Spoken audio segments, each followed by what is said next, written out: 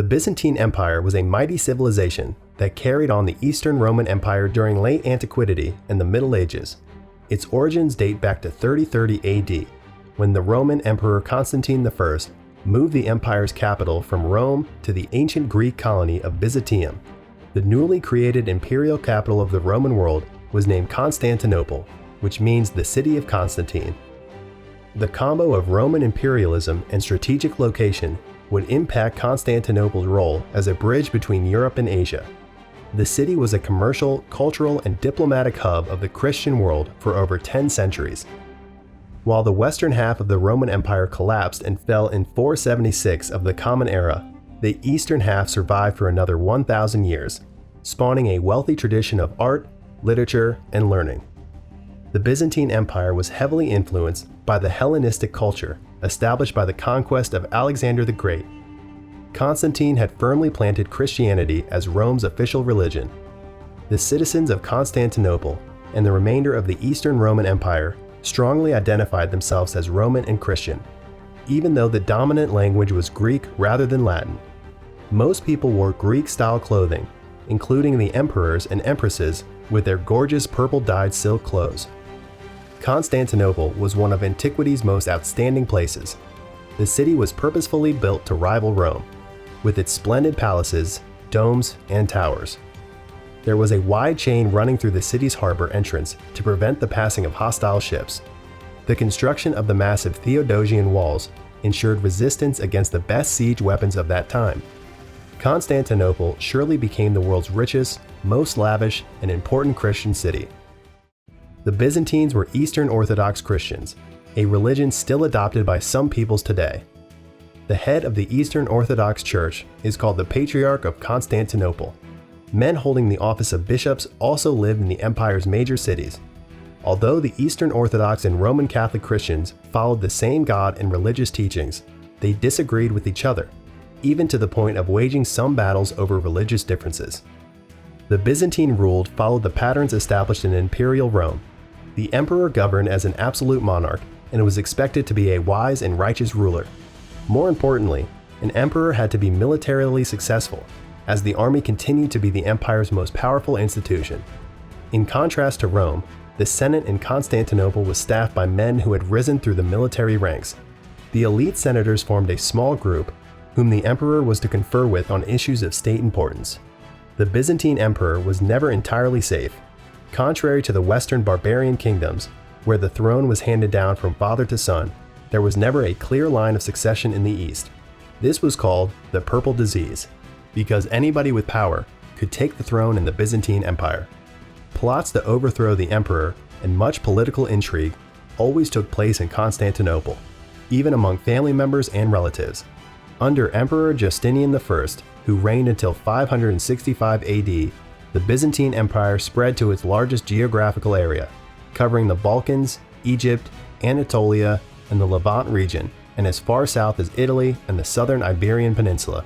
Several of the Byzantine's biggest architectural monuments, such as the groundbreaking Hagia Sophia Basilica in Constantinople, were also built during Justinian's reign. Bordering Eurasia in the east, as well as several European and Slavic nations, the Byzantine emperor's borders were continually invaded by peoples from the east, north, and west. The Byzantines had to battle against many different nations. Their military had to find ways to tailor their tactics to different warfare styles. As a result, the Byzantine Empire had one of the world's best armies for centuries, employing the best tactics and weapons and led by the best military commanders. The Byzantines launched a new weapon in 672 called the Greek Fire, a dreadful artifact that shot fire from a highly flammable liquid. Once hurled against an enemy, it could not be extinguished, not even by water. The person credited with inventing Greek fire is a man named Kallinikos, a Syrian who lived in the Byzantine Empire. Greek fire was used mainly against the attacking Muslim fleets. The Greek fire formula was a secret. Maybe not even the emperors knew its ingredients. Its formula was lost in history, and no one is entirely sure how to make it today. Greek fire helped save the Byzantine Empire and Christianity for several hundred years. Throughout the 7th and 8th centuries, assaults by the Persian Empire and the Slavic peoples, particularly the Bulgarians, captured significant portions of the empire's lands. These developments, coupled with internal political instability and economic decline, threatened the Byzantine Empire. A new, even more serious threat emerged as the Muslim armies began their attacks by invading Syria. The ascent of Basil I to the throne in 867 of the Common Era established the beginning of the Macedonian dynasty, which governed for 150 years. This dynasty included some of the most capable emperors in Byzantine history and is considered the empire's golden period. Cities expanded and wealth spread throughout the provinces. The population swelled and the food and product output also increased, sparking new demands and helping to stimulate trade. Culturally, education and learning grew considerably. Byzantine art blossomed, and majestic mosaics ornamented the interiors of many churches. The empire shifted from defending against external enemies to reconquering territories. There was a deliberate effort to reinstate the brilliance of the period before the Slavic and Arab invasions. Basil II, known as the Slayer of Bulgarians for his Balkan victories, was supported by an army of fierce warriors descending from the Kiev Vikings. He won victories in Greece, Armenia, Georgia, and Syria, doubling the empire's size. The Nordic warriors were supplied by Vladimir I, the Grand Prince of Kievan Russia, first members of the Varangian Guard. In the following centuries, they'd be in charge of personal guard of the Byzantine emperors. After Basil II, the empire gradually fell into decline. With the Seljuk Turks of Central Asia approaching Constantinople, the Byzantine Empire Alexios I turned to the west for help, leading to the Holy War declaration by Pope Urban II, launching the First Crusade under the pretext of reclaiming the Holy Land from Islamic State. Innocent III was elected pope in 1198.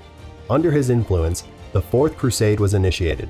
Nevertheless, due to the growing ambitions of the European kingdoms to conquer the lands of the Byzantine Empire, the Crusaders veered off their path to Jerusalem and abruptly attacked Constantinople in 1204, sacking the city, wrecking many historical monuments, and killing hundreds of people in the process.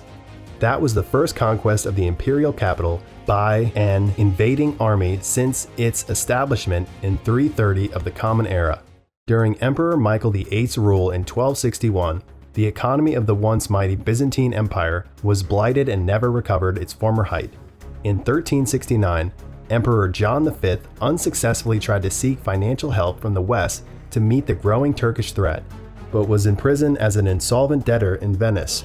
4 years later, he was forced to become a vassal of the powerful Ottoman Turks, paying tribute to the Sultan and providing military support.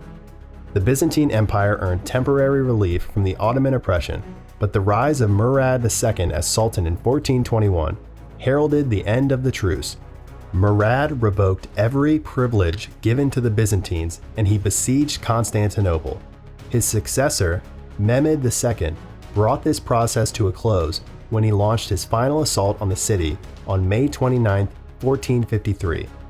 Constantine XI, the last Byzantine emperor, was seen fighting for his life for the last time at one of the city gates. Throughout the bleak times after the Islamic conquest, the Byzantine monasteries became beacons of hope, support, and knowledge for the Orthodox Church's Christians. The monks succeeded in preserving the cultural wealth of Constantinople in their daily rituals, art, literature, and in the church architecture. The fall of Constantinople was the end of a glorious era for the Byzantine Empire. It was replaced after its collapse by the Ottoman Empire's long reign.